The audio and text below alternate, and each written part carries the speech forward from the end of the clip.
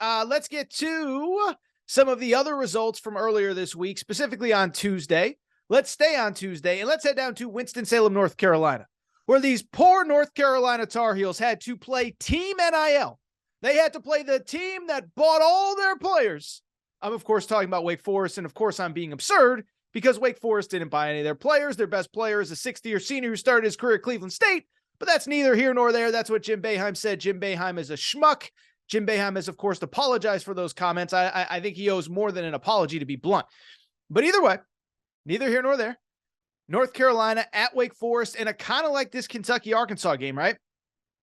It was essentially a must-win for both games, both teams. I don't even think Wake Forest is considered on the bubble right now. Obviously, they needed a win at North Carolina and a lot more to enhance their tournament resume.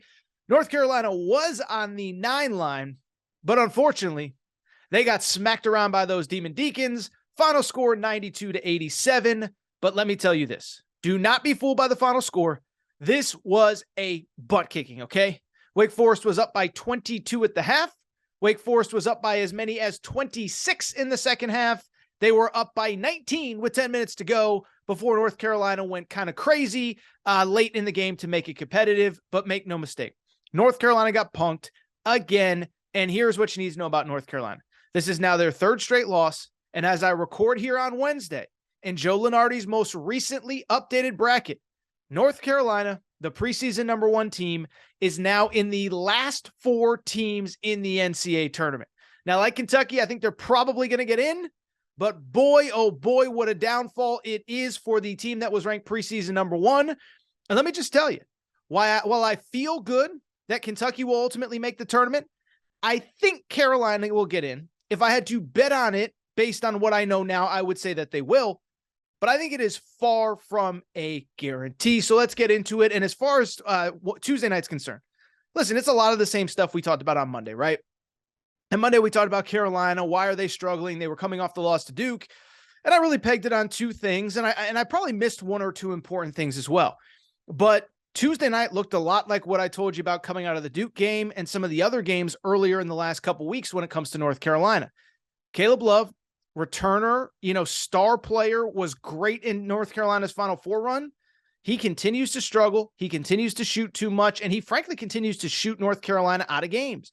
He went 5 for 15 from the field against Duke, was a little bit more respectable 9 of 24 on Tuesday night against Wake Forest. But this guy, again, is taking way too many shots, way too many low percentage shots. And here's what it's also doing. It's limiting North Carolina in the paint, where they have a huge talent in Armando Bacot. Now, Tuesday night, Armando Bacot was in foul trouble. Wake Forest is kind of a smaller, quicker team. Armando Bacot really struggled. But even in this game, even in a game that he fouled out, he still finished with 17 points and 11 rebounds, which shows you how effective he is. But the bottom line is Caleb Love shoots too much. Armando Bacot probably isn't enough of a focal point.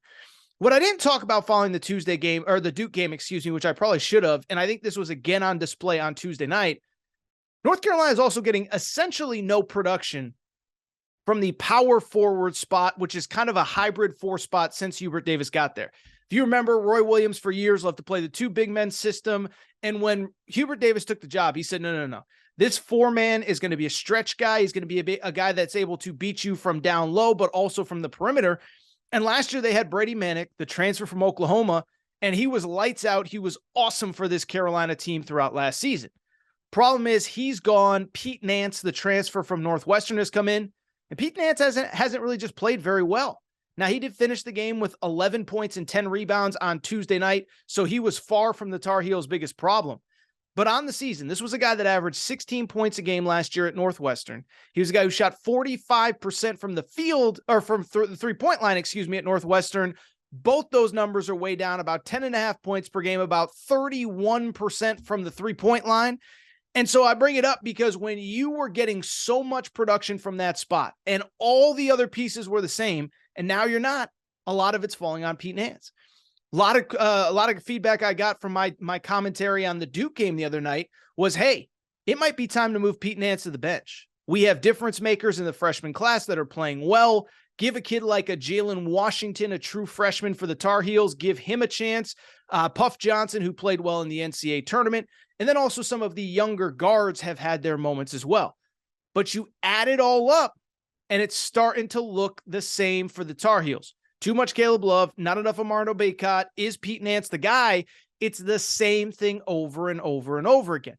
And what would concern me if I was a Tar Heels fan, and what I know does concern Tar Heels fans, is that there's no real reason to think that this is going to flip, right? Just because it flipped last year doesn't mean that it's going to this year. Now, to be clear, that doesn't mean that Hubert Davis is on the hot seat. Remember, he made a Final Four last year. And I think when you combine the Final Four run with some really good recruiting, he's obviously got a really good class coming in next year. Simeon Wilshire is one of the best guards in high school basketball. And then in 2024, he's already got a really talented class coming in, headlined by Ian Jackson, a top 3 player in that class.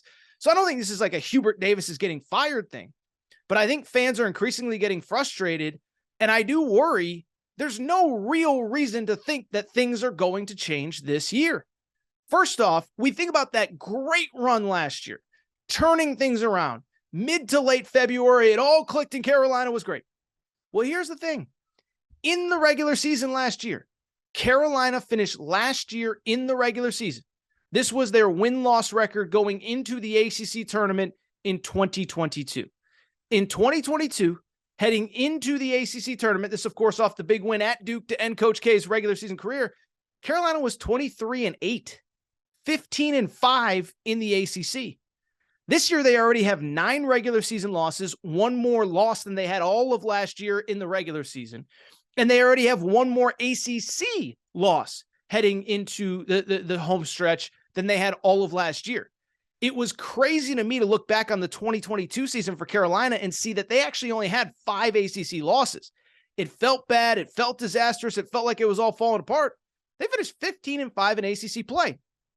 Well, as we record right now, they're 7-6 right now, and they're clearly heading in the wrong direction. And they're clearly heading towards a situation where, much like Kentucky, they're probably going to have to play their way into the tournament over these next few weeks. This isn't Arizona. This isn't whoever, fill in the blank, UConn, trying to think off the top of my head here, Kansas, Texas, whatever. North Carolina is far from a lock right now. And there's really actually 2 things that would be very concerning for Tar Heels fans. One, your best wins this season are increasingly looking worse, right? This is kind of Kentucky's problem. Kentucky has the great win against Tennessee, and then after that, it's like, Michigan, you kind of look at the resume. North Carolina's kind of the same way. Best out-of-conference wins, I would argue, probably against Michigan on a neutral court in Charlotte and Ohio State on a neutral court in New York City. Neither of those teams is projected right now to make the NCAA tournament. Ohio State's not even close. People want Chris Holtmann fired at Ohio State. So those are your best out-of-conference wins. You did barely beat Charleston, who's actually a pretty good team this year. You have a good win against NC State in conference play. But again, you look at conference play. You played Duke once. You lost to them. You played Pitt twice. Pitt's really good. You lost to them twice. You played Virginia once. You lost to them. So all of the best opponents you've played in conference, you are losing to. Starting to get a little worried if I was North Carolina, especially because here's the other part. You have a very tough schedule ahead. Those are the 2 things that have to be most concerning to Tar Heels fans. The early part of the resume isn't as good as we thought it might be. Not Michigan and Ohio State certainly aren't as good as we thought they were a month ago. And then, oh, by the way, on top of that, the schedule from here gets harder. This weekend, Clemson at home. You know who's leading the ACC right now? You know who's atop the ACC standings? It's Clemson. Monday night, North Carolina comes to, Miami comes to Chapel Hill. Miami's a really good team. Miami destroyed Duke the other night. Like, Miami's a legitimate team. So you have those 2 games. Then you have what is hopefully an easier, you have a really, really tough game against North Carolina State. North Carolina State's the best team in North Carolina right now. My boy Kevin Keatts is getting the job done. At Notre Dame, then Virginia at home, then at Florida State, then Duke at home. So you're looking at 6 games left in the regular season right now. 7 games left, 4 of them are against teams that are going to make the NCAA tournament. At Virginia, Duke at home, at NC State, Miami, and Clemson. So 5 of 7. I take that back. Clemson, Miami, at NC State, at Virginia, Duke at home. Those are 5 teams that are going to make the NCAA tournament. Now, the good news is you have a chance to make up for everything that's gone wrong so far and win some of those games. But again, what gives us the reason to think that you're going to? You're 15-9 right now. You're 7-6 in ACC play. You had sort of a good stretch where you played a bunch of bad teams outside of NC State, but there's really never been that moment in time where you feel like, okay, this team has finally turned a corner. So maybe something changes this weekend against Clemson. Maybe it changes the following game against Miami. But this North Carolina team is not very good, and they got to get it figured out quick.